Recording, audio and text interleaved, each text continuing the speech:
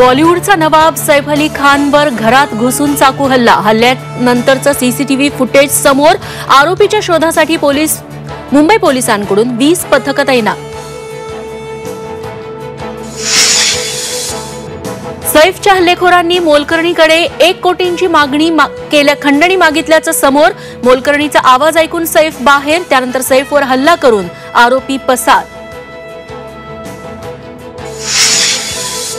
लाडक्या बहिणींना एप्रिलमध्ये 2100 रुपयांचं गिफ्ट मिळणार.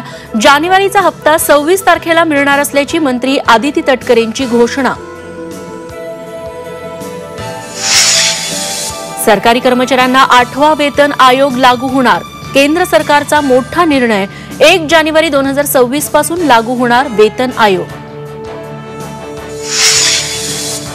उपमुख्यमंत्री एकनाथ शिंदे महाराष्ट्रात आभार दौरा करणार. 23 तारखेला बीकेसीत शिवसेनेची जाहीर सभा. मंत्री उदय सामंतांची माहिती. आणि वाल्मिक करारचे 3 मोबाईल जप्त. वाल्मिकच्या काही सिम कार्डची अमेरिकेत नोंदणी. निवडणूक काळात याच सिम कार्डवरून अनेकांना फोन केल्याचा एसआयटीला संशय.